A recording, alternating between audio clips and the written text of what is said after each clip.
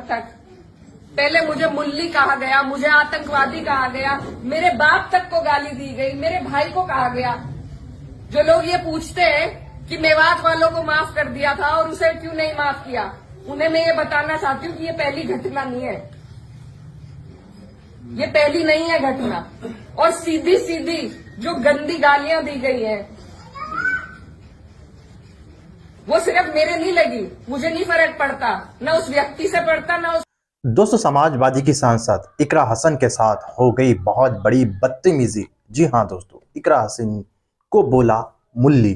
मेरे दोस्तों, ये बदतमीजी किसने की है और क्यों की है, ये आज इस वीडियो के अंदर मैं आपको पूरी डिटेल के साथ बताने जा रहा हूं। दोस्तों, आप तो जानते ही होंगे, समाजवादी की सांसद इकरा हसन जी अपने बयानों से जानी जाती हैं और सबके हक की आवाज उठाती हैं। लेकिन दोस्तों, आज जो मैं आपको अपडेट देने जा रहा हूं, जो खबर देने जा रहा हूं, वो सुनकर आप भी हैरान हो जाओगे। क्योंकि दोस्तों, आपने सुना ही होगा, कुछ दिन पहले इकरा हसन जी को उनके बयान को लेकर गालियां दी गई थी, बहुत बुरा भला कहा गया था और उनके घर के बाहर प्रदर्शन करने का बोला गया था। तब से अब तक वहां पुलिस पहरा दे रही है। लेकिन दोस्तों, अब तो हद हो गई, क्योंकि इकरा हसन जी को जो बदतमीजी की गई है वो सुनकर और देखकर आप भी हैरान हो जाओगे। क्योंकि दोस्तों, इकरा हसन जी ने अपनी वीडियो में इस खबर की सच्चाई बताई है और उनके साथ किस तरह की बदतमीजी हुई है, ये आप सब इस वीडियो के अंदर देखने जा रहे हो। मगर दोस्तों, ये वीडियो दिखाने से पहले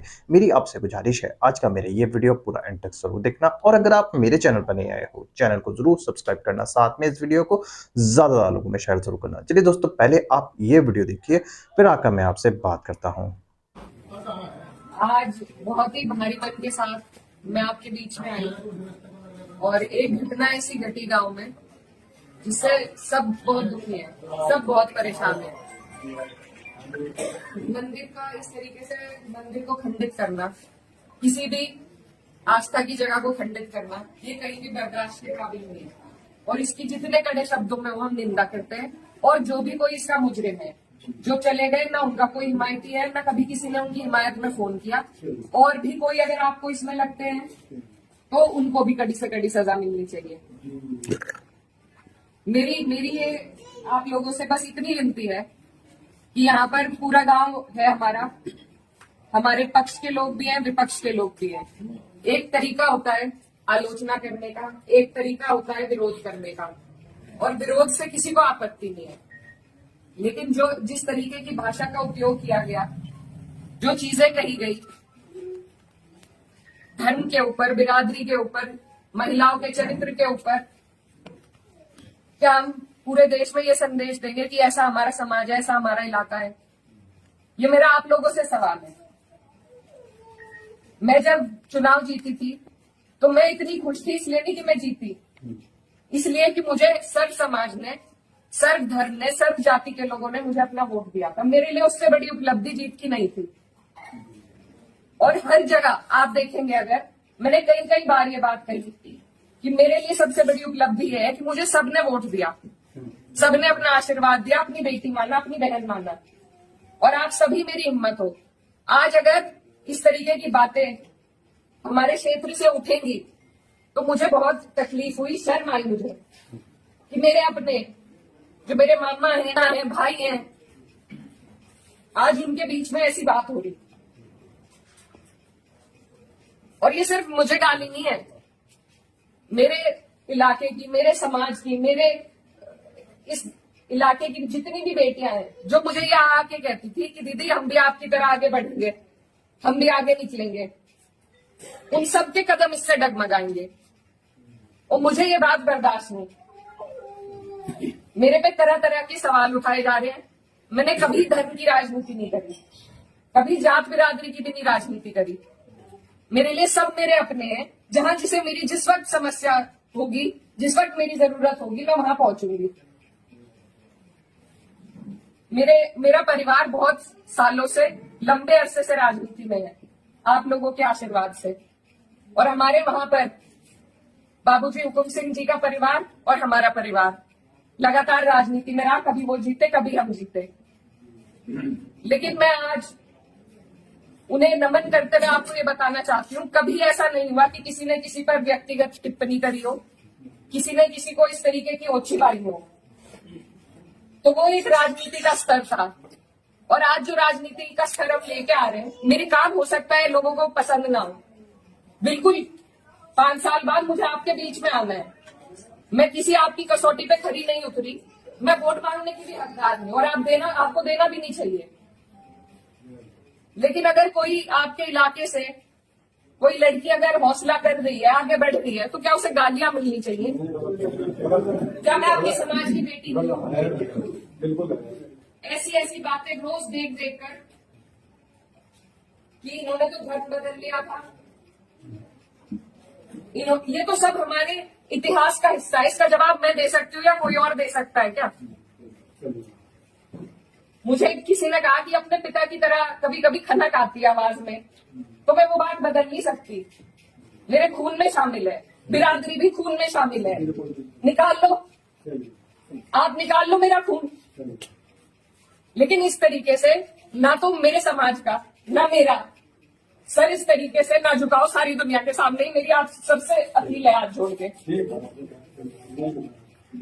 मैंने कभी नहीं कहा, कभी नहीं करी मैंने धर्म की राजनीति, ना मैं करूंगी। बहुत आसान है अगर मैं सिर्फ मुसलमानों की बात करूं, बहुत आसान है, मुझे कहीं भी नहीं जाना। हिंदू मुस्लिम सब करने बहुत आसान है, लेकिन मैं करना नहीं चाहती। आप सब मेरे अपने हो और मैं करूंगी भी नहीं। कोई कितना ही धकियाए, ये मेरी कसौटी है, और पूरे 4-5 साल जो भी मेरा टाइम बचा उस पर मैं खरी उतरूंगी। मैं कभी भी इन लोगों से दब के उस रास्ते पे नहीं चलूंगी जहां ये मुझे चलाना चाह रहे हैं। मेरे इलाके ने जो हम सबका सर ऊंचा करा, दिल्ली की मीडिया तक ने इस पर रिपोर्ट बनाई कि वहां से ऐसा उदाहरण पेश हुआ है कैराना से। ये उस उदाहरण को तोड़ने की और सिर्फ अपने लालच की राजनीति में जो लोग इस तरीके से समाज को तोड़ रहे हैं, तो वो पहले मेरे पत्थर मारे, मुझे गाली दे, मैं सबसे आगे रहूंगी, लेकिन मैं इस काम से हटूंगी नहीं। आप सब मेरे अपने हो, मैं किसी को नहीं छोड़ूंगी। और ये जो लोग हैं, जो बात अभी मामा जी ने कही कि ये जो लोग हैं जिनको आजकल महापुरुष की उपाधि दी जा रही है, महापुरुष अगर कोई है तो बाबू हुकुम सिंह जैसे लोग हैं। ये नहीं है जो समाज को तोड़ रहे हैं, जो हिंदू मुस्लिम का विवाद पैदा कर रहे हैं। हमारा ये गांव, आसपास का जो इलाका है, सबसे पहले अपना पड़ोस होता है, बाकी चीजें बाद में होती है। और जब पड़ोस में इस तरह की नफरत भर दी जाएगी, बो दी जाएगी, तो बताइए हम कहाँ जाएंगे? आज मैं इस गांव में आई, मेरे पे ये भी इल्जाम लगाए गए कि 10 दिन से आई नहीं। पुलिस का हाल देखो यहाँ पर, रात से प्रशासन का मेरे पे फोन है, आप क्यों जा रही हो वहां? क्यों ना जाऊं मैं? मेरा इलाका नहीं है, कौन रोक देगा मुझे? लेकिन हम इसलिए नहीं आए क्योंकि खोजपुरा में 13वीं थी, उस वजह से उस सम्मान में हम राजनीति की बात करने आपके बीच में नहीं आए। लेकिन हर बात के विवाद बढ़ाना, इल्जाम लगाना, आज आपके बीच में आके धरातल के जो हालात है वो भी सामने आए। आप लोगों ने कई बातें बताई, कमेटी को लेकर बात बताई, वो सब भी जांच का विषय है। लेकिन फिलहाल जिस पे उंगली उठाई कि इस बच्चे ने ये करा, क्या वो बच्चा जेल नहीं गया? उसके गार्जियन भी गए। अगर मैंने हिमायत करी, आप मेरे 10 जुत्ते उठा के मारो। उसी दिन वो लोग जेल गए, उनके गार्जियन जेल गए।